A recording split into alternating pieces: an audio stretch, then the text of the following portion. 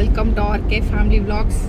இன்னைக்கு சண்டே காலையில் எழுந்திரிச்சு எல்லாரும் விசேஷத்துக்கு கிளம்பிட்டோம். விசேஷத்துக்கு இல்ல, விசேஷங்களுக்கு கிளம்பிட்டோம். இன்னைக்கு வந்து ஆகஸ்ட் 23. ஆமா, சரியான முகூர்த்த நாள். ஆமா, அதனால நிறைய ஃபங்க்ஷன்ஸ் இருக்கு. போற வழியில நிறைய ஃபங்க்ஷன்ஸ் வந்து அட்டெண்ட் பண்ண போறோம். இந்த விளாக் ஃபுல்லா அப்படிதான் இருக்க போகுது. இன்னைய எப்படி போகுது அப்படின்றத இந்த விளாக்ல பார்க்கலாம். வீடியோக்குள்ள போறதுக்கு முன்னாடி இப்பதான் நம்ம சேனல் ஃபர்ஸ்ட் டைம் பாக்குறீங்க அப்படின்னா சேனலை மறக்காம சப்ஸ்கிரைப் பண்ணுங்க. அப்படியே பக்கத்துல இருக்க பெல் பட்டன் கிளிக் பண்ணுங்க. அப்ப நான் வீடியோ போட்டதும் உங்களுக்கு நோட்டிபிகேஷன் வரும். வீடியோவை மிஸ் பண்ணாம பாப்பீங்க. வாங்க இப்ப வீடியோக்குள்ள போலாம். கமல், ஃபர்ஸ்ட் விசேஷம் எங்க? ஃபர்ஸ்ட் விசேஷம் வந்து என்னுடைய பிஎன்ஐ கிளப் நம்பர் ஆனந்தன் சொல்லி ஜெயநாதன் சிட்ஸ் இருக்கு இல்லையா? ஆமா, ஜெயநாதன் சிட்ஸ் உடைய one of the managing director. Okay okay okay. அவரோட ஆக்சுவலா அவர் வீடு எங்க இருக்குன்னு பாத்தீங்கன்னா, நாங்க வீடு கட்டிட்டு இருக்கோம் இல்லையா, அந்த 4 வீடு கட்டிட்டு இருக்கோம் இல்லையா, அதுக்கு பக்கத்துல கட்டிட்டு இருக்கீங்க. இல்ல, கட்டி முடிச்சிட்டோம். அது போட்டிருந்தோம்ல, அதுக்கு பக்கத்துல. ஆமா, அந்த இதுல தான் இருக்கு. சோ வீடு 3 வித்துச்சா? ஆமா, 4 வீட்ல வந்து 3 வீடு வித்துருச்சு. இன்னும் ஒரு வீடு வந்து இப்போ டிஸ்கஷன் போயிட்டு இருக்கு, கடைசி வீடு. ஆமா, யாருக்காவது வேணும்னா சீக்கிரமா புக் பண்ணிக்கோங்க. ஒரே ஒரு ஃபிளாட் தான் இருக்கு. அப்படியே அந்த வீட்டையும் போய் நம்ம பார்க்கலாம்ல? பார்க்கலாம். இன்னைக்கு உண்மையிலேயே சரியான முகூர்த்த நாள். எங்கே பார்த்தாலும் க்ரௌடாக இருக்குது. நாங்கள் போகிற வழியில் பார்த்த மண்டபம் எல்லாமே வந்து விசேஷமாக தான் இருந்தது. இப்போ பெயிண்டெல்லாம் அடிச்சாச்சா? நான் ரொம்ப நாள் ஆச்சு கமல் வந்து. சூப்பராக இருக்குடா. முன்னாடி அந்த ஷெட்டெல்லாம் போட்டு செமையாக இருக்கு.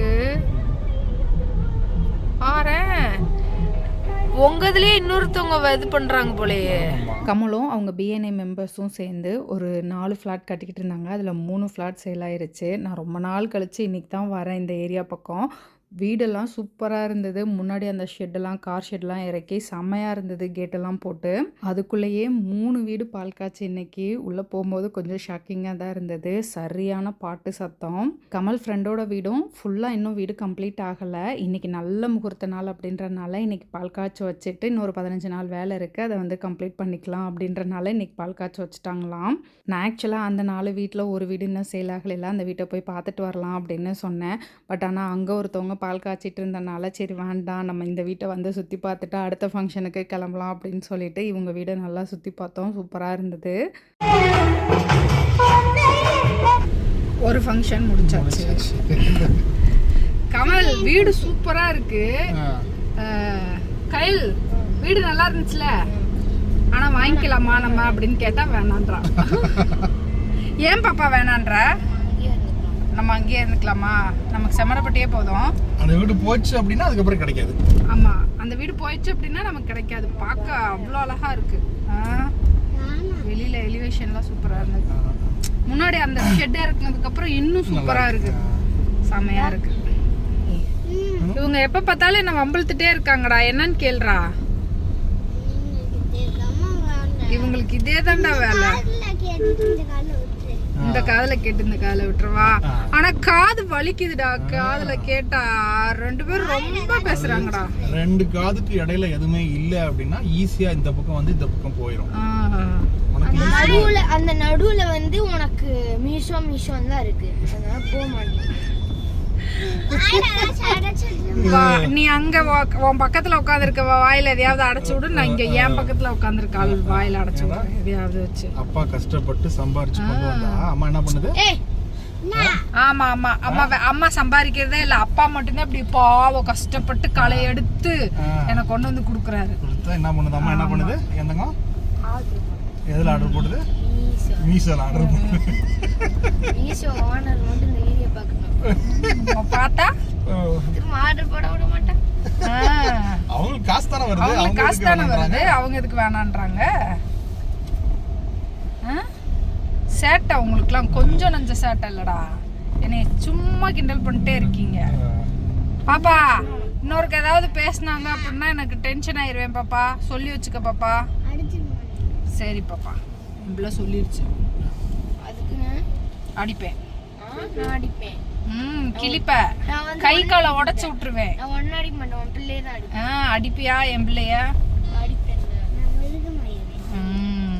எப்போவும் மீஷோவில் வாரத்துக்கு 1, 2 அந்த மாதிரி தான் வாங்குவேன். விஷ்லிஸ்ட்டில் போட்டு வச்சுருந்த ஒரு 10 ட்ரெஸ்ஸை வந்து மொத்தமாக ஆர்டர் போட்டேன். டெய்லி ஒன்று வந்துட்டு இருந்தது. அதனால் என்னை வந்து வச்சு கலாய்க்க ஆரம்பிச்சிட்டாங்க.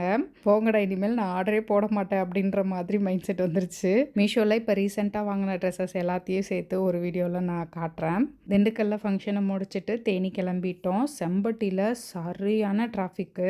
சண்டே அப்படின்னா எல்லாருமே லேட்டாக தான் எந்திரிப்போம். இன்றைக்கி ஃபங்க்ஷன் போகணுன்றனால சீக்கிரம் எந்திரிச்சு கிளம்புனோம். பிள்ளைங்களுக்கு சரியான டயர்டு, போகிற வழியில் தூங்கிட்டாங்க. நானுமே கொஞ்சம் நேரம் தூங்கிட்டேன்.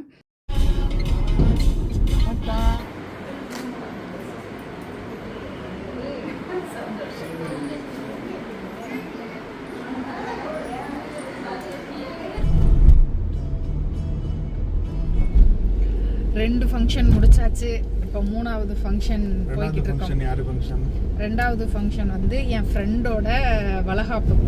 Rotary friend. போன வருஷம் நானும் அவளும் பிரசிடெண்ட்டாக இருந்தோம். அவங்க வந்து தேனி ஸ்டார்ஸ் கிளப்போட பிரசிடெண்ட்டு, நான் வந்து குயின்ஸ் டி கிளப்போட பிரசிடெண்ட்டாக இருந்தேன். ஸோ இந்த மாதிரி மற்ற ஈவெண்ட்ஸ்க்கெலாம் போகும்போது நல்ல ஃப்ரெண்ட்ஸ் ஆகிட்டோம். அந்த பிரசிடெண்ட் பீரியடை தாண்டி ஒரு ஃப்ரெண்ட்ஷிப்பை இப்போ வந்து வளகாப்பு அப்படின்னு சொல்லி வளகாப்புக்கு வந்தோம்.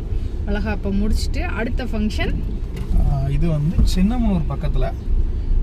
இங்கே வந்து எனக்கு பெங்களூர் ஃப்ரெண்டு, என்னுடைய காலேஜ் ஜூனியர். பெங்களூரில் நாங்கள்லாம் ஒன்றா இருந்தோம்.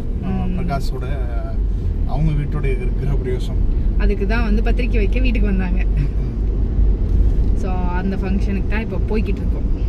ஃப்ரெண்டோட வளகாப்புக்கு போயிட்டு நானுமே வளையல் போட்டு விட்டுட்டு வாங்கின கிஃப்ட்டை கொடுத்துட்டு லேட் ஆயிடுச்சு. அடுத்த ஃபங்க்ஷன் போகணும் அப்படின்ட்டு டக்குன்னு கிளம்பிட்டோம்.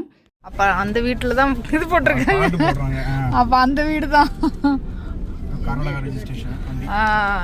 நான் அந்த காரை பார்த்தேன் அப்பாலேன்னு நான் தான் சொன்னேன்ல. தேனி டிஸ்ட்ரிக்கு ஓடப்பட்டி சைடு அந்த ஏரியா சூப்பராக இருந்தது. வெயில் அடித்தாலும் குளு குளுன்னு காற்று.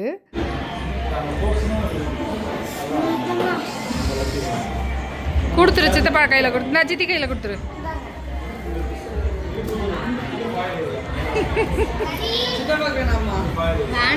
சித்திக்கு மட்டும் போதும். கிச்சன் செமையா இருக்கு, நல்லா இருக்கு.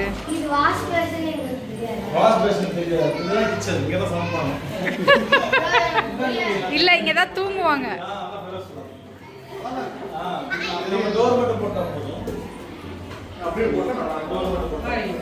போயிட்டு வீடெல்லாம் சுற்றி பார்த்துட்டு சாமி கும்பிட்டு கொஞ்ச நேரம் உட்காந்து பேசிகிட்டு இருந்தோம். பெங்களூர் ஃப்ரெண்ட்ஸும் வந்துட்டாங்க.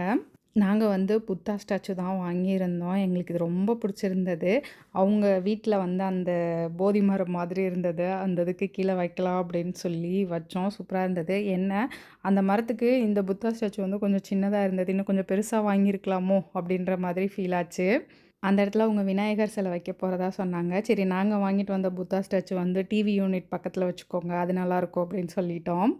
அவங்க வீட்டில் இருந்து பக்கத்தில் ஃபுல்லாக தோட்டமா, மேலே மாடியில் போய் நின்றோம் அப்படின்னம்னா நல்ல காற்று வருது. வெயில் அடிக்குது, பட் இருந்தாலும் நல்ல சரியான காற்று. எனக்கு ரொம்ப பிடிச்சிருந்தது அந்த ஏரியாவேன்னு.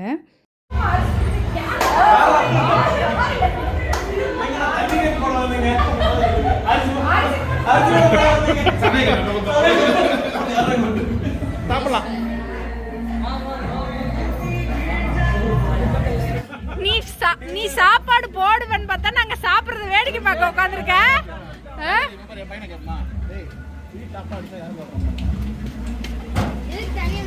அம்மாவுக்கு அப்பா அடிச்சா அம்மாவுக்கு கால் பண்ணணும்.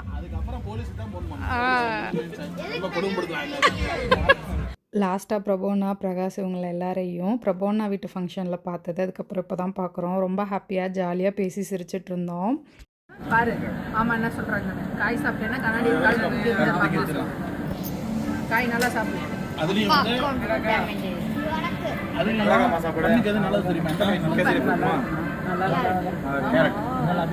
சாப்பிட்டு முடிச்சுட்டு எல்லாரும் மொட்டை மாடியில் போய் ஃபோட்டோ எடுக்கலாம் அப்படின்ட்டு போனோம். இன்றைக்கி வந்து பிரபு அண்ணா அவங்க ஃபேமிலி, தம்பிராஜன் அண்ணா அவங்க ஃபேமிலி வந்திருந்தாங்க. தங்கப்பாண்டி அண்ணா வரல. தங்கப்பாண்டி அண்ணா வந்து அவங்க வீட்டில் ஃபங்க்ஷன் அப்படின்னு சொல்லிட்டு வரல.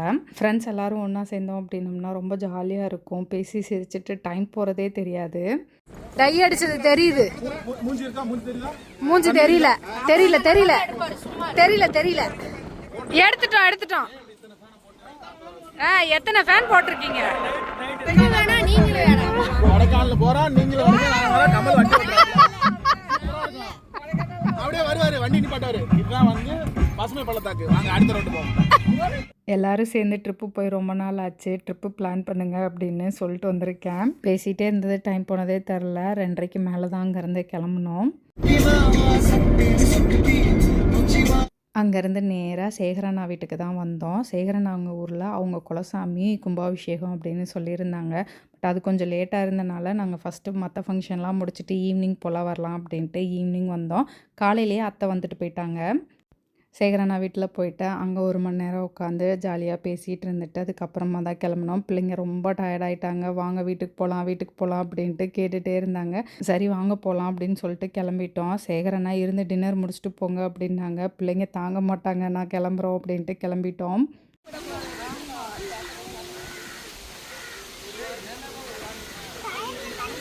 ஃபங்க்ஷன் எல்லாத்தையும் முடிச்சுட்டு நாங்கள் வீட்டுக்கு வர்றதுக்கு 6:30 ஆயிடுச்சு. காலையில் வீட்டில் 7 மணிக்கு கிளம்புனவங்க வீட்டுக்கு வர்றதுக்கு 6:30 ஆயிடுச்சு. ஃபுல்லாக ரவுண்ட்ஸ் தான். செம்ம டயர்ட் ஆயிடுச்சு. நீ அவங்க கூட சேர்ந்துக்கிட்டியா?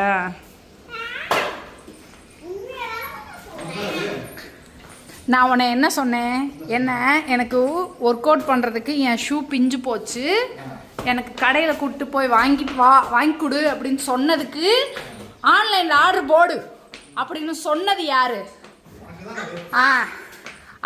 சொன்னது நீ. நான் கடையில் போய் தானே வாங்கி கொடுன்னு சொன்னேன். அப்போ ஆன்லைனில் ஆர்டர் போடுன்னு சொல்லிட்டு இப்போ உனக்கு தானே அப்படின்னு கேட்டால் என்ன அர்த்தம்? ஆர்டர் போட்டது எல்லாம் ஒரே டைமில் வராமல் டெய்லி ஒன்று வருது. இவங்க கிண்டல் பண்ணுற மாதிரியே ஒவ்வொன்றும் நடக்குதே அப்படின்ற மாதிரி இருந்துச்சு எனக்கு. அக்கா வெயிட் போட்டிங்க அப்படின்னு ஒரு சிலர் சொல்கிறாங்க. கண்டிப்பாக நான் வெயிட் போட்டேன் தான். ஏன்னா பேக் பெயினுக்காக நான் நிறைய டேப்லெட்ஸ் எடுத்துக்கிட்டேன். நம்ம சாப்பிட்ற டேப்லெட்ஸ் எல்லாமே ஹெவி டோஸ் அப்படின்றனால கண்டிப்பாக வெயிட் போடும். எனக்கு நல்லாவே வெயிட் போட்டுருச்சு. வெயிட் அப்டேட் கொடுங்க அப்படின்னு ஒரு சிலர் கேட்குறாங்க. இப்போ ரீசெண்ட் டேஸில் நான் வெயிட் செக் பண்ணுறதே இல்லை. இப்போ தான் வந்து நான் பேக் டு ஃபார்ம் கொஞ்சம் கொஞ்சமாக வந்துட்டுருக்கேன். நான் ஒர்க் அவுட் வந்து இப்போ தான் ஸ்டார்ட் பண்ணியிருக்கேன். நான் வந்து இன்னும் 1 மந்த் போகட்டும், நான் என்னோடய வெயிட் வந்து கண்டிப்பாக அப்டேட் பண்ணுறேன். திரும்பவும் நான் ஒர்க் அவுட் பண்ண ஸ்டார்ட் பண்ணிட்டேன். நானாக ஒர்க் அவுட் பண்ணுறது கிடையாது, ஒரு பர்சனல் ட்ரெயினர் வச்சு தான் வந்து ஒர்க் அவுட் பண்ணிகிட்ருக்கேன். நான் ஒர்க் அவுட் பண்ணுறதுக்கு 2 ஷூ வச்சுருந்தேன். ஒரு ஷூ வந்து ரொம்ப டைட்டாக இருக்குது, என்னால் வந்து போட்டு ஒர்க் அவுட் பண்ண முடியல. இன்னொரு ஷூ வந்து பிஞ்சு போச்சு. ஸோ பிஞ்சு போயிடுச்சே அப்படின்றதுக்காக தான் வந்து இந்த ஷூ ஆர்டர் பண்ணி வாங்கினேன். கடையில் போய் வாங்கிக்கலான்னு நினச்சேன், எங்கே கடைக்கு போகிறது, ஆன்லைன்லேயே போடு அப்படின்னு சொன்னனால ஆன்லைனில் ஆர்டர் பண்ணிட்டேன். சைஸ் பத்துமோ பத்தாதோ அப்படின்னு நினச்சிட்டு இருந்தேன். கரெக்டாக தான் இருந்தது.